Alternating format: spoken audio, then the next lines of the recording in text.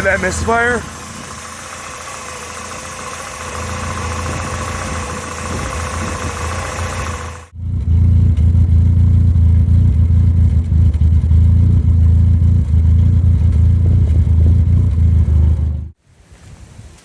Ahoy there, YouTube. Today I'm going to be working on the 1984. We got a little bit of a weird idle surging issue that I'm going to try to diagnose and get fixed today. I think I have an idea as to what it is based on my internet research, but I got to do some tests first before I go ahead and just start throwing the parts cannon at it.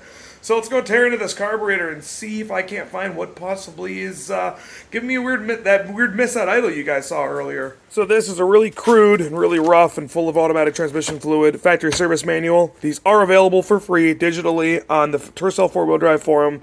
I'll leave a link to that in the description along with a link with a couple other videos and some posts and write-ups and stuff about these carburetors. If you guys have any questions, you can refer there. Otherwise, drop a comment down in the word spot below, and I'll help you guys wherever I can. But anyway, my diagnosis is leading me to potentially being the auxiliary accelerator pump. So basically what this thing does right here is that when the accelerating on a cold engine, the main accelerator pump capacity is insufficient to provide good acceleration. The AAP system compensates this by forcing more fuel into the acceleration nozzle to obtain a better cold engine performance.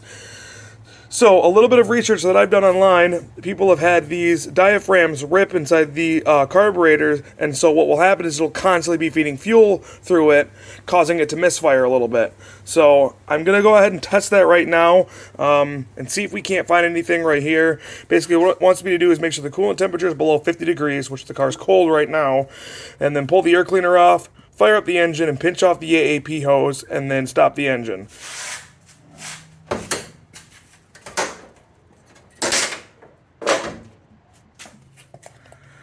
I'm going to go ahead and pop off this air cleaner.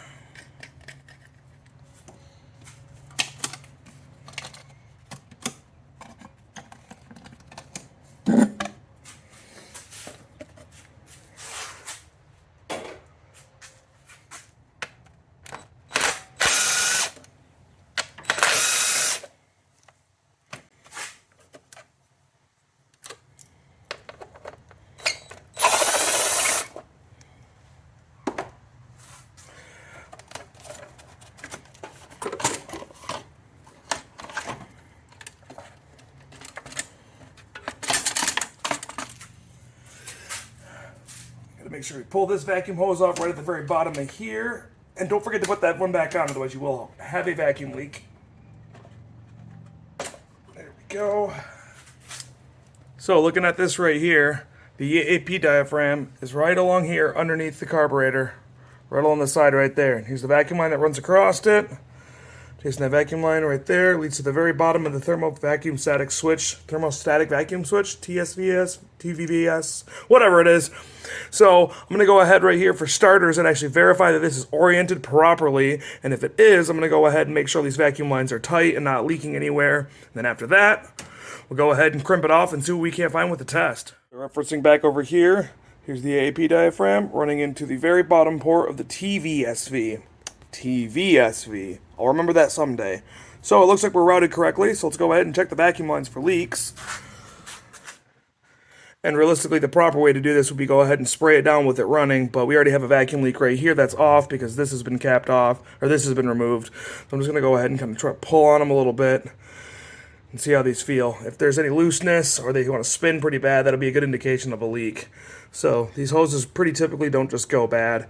So I'm going to go ahead and try to crank this thing off right now with it running, and we'll see if we can get any gas in the intake. So let's see what happens.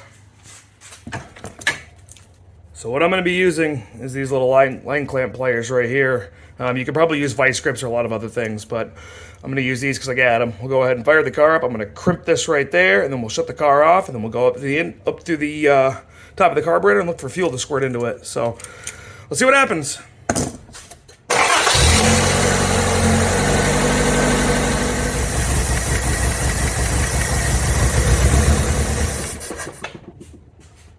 Now we're back up here with the phone recording. See how the gas pours out? No good. So as soon as I pulled those hose clamp pliers off right here, fuel was squirting out through the inside of there. So that means the AAP diaphragm is in fact faulty. So let's go ahead and trying to find a way to get this thing off without actually taking this whole carburetor apart. So that diaphragm is available on Rock Auto. I'll snip a picture of the part number in there into the description and maybe in the video here. I actually have a carburetor rebuild kit. This kit's from High Grade. These are from Rock Auto. They were only like maybe $20 or $25. And it comes with some instructions that show you a full parts breakdown with all the names of what the parts are for these carburetors. And then a bunch of adjustment information inside of here. These kits are fairly inexpensive. I would highly recommend purchasing one, but if you wanted to just do the AP diaphragm, that is only like a $12 part. So a little bit cheaper, a little bit easier. I am going to order one up, but since I don't have one immediately and I would like to fix this today, I'm going to rob one out of this gasket rebuild kit. So we'll go ahead and snip this thing open and see if I can't sneak it on out of there without making a huge mess.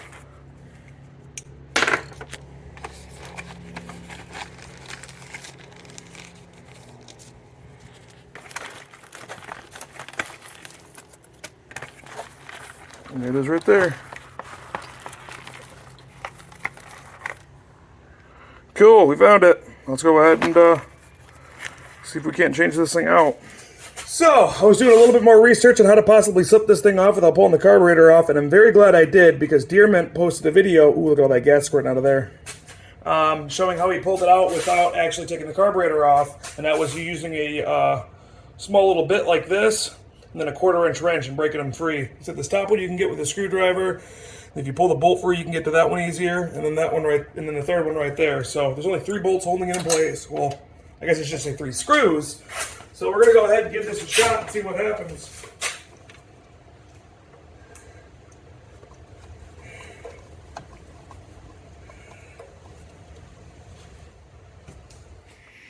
Okay, the camera angles are pretty crappy, so I might not even put it in, but I did have to pull that lower bolt out right there to get it free, just a 10mm, and that gave me access to all 3 of those little ports right here. So let's go ahead and pull this thing off and see what it looks like underneath. Ah, that came off a little easier than I was anticipating. Let me get some pliers and pull it off.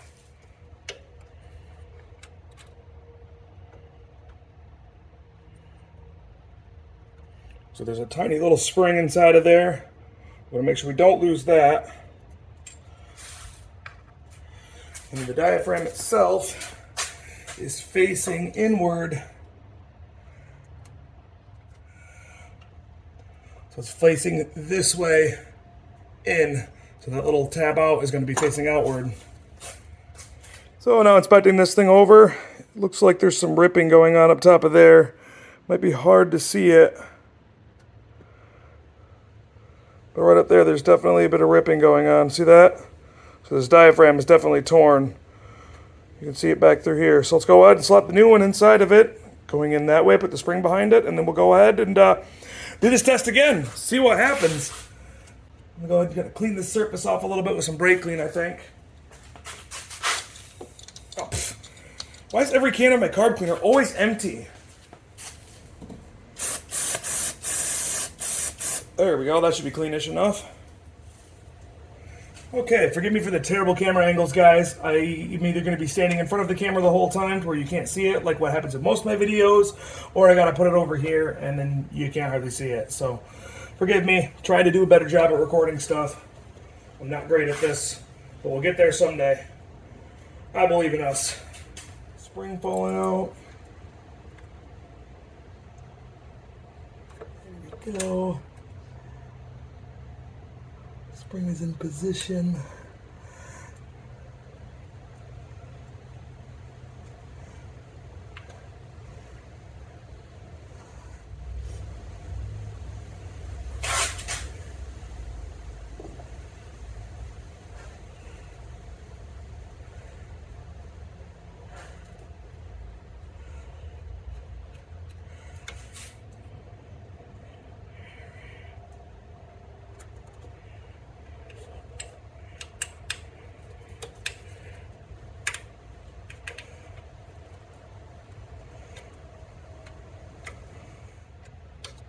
Now for the vacuum hose to go back on.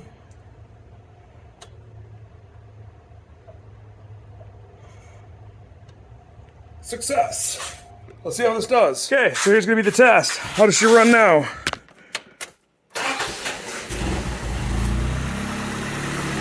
Pretty good. Sounds pretty smooth. I guess we'll go ahead and get her warmed up and take it for a drive and see how it reacts.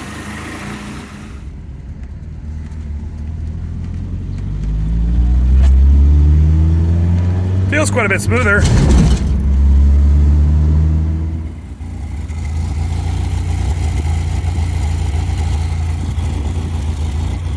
Well, it might be hard to tell, but it is a little bit smoother. It doesn't quite have as much of a like a fluttering at idle, so that's a big improvement. Still exists a little bit. I'm wondering if a lot of it might actually just be the exhaust.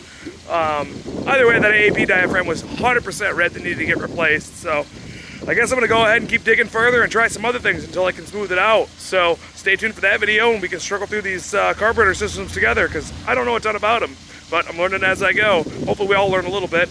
I think next up I'm going to be doing some suspension on that thing and the valve stem seals, and then I got some stuff to do to the Canadian 245 and other random stuff. So the Dakar Rally clone's going to be getting the engine put back in it hopefully in the next month or so. So stay tuned for all that. Beyond that, I really appreciate you guys watching. Hopefully you enjoyed. If you have any questions about the carburetors, leave a note down in the word spot and I'll happily help you where I can. And beyond that, that's all for me today. Catch you guys later. Adios.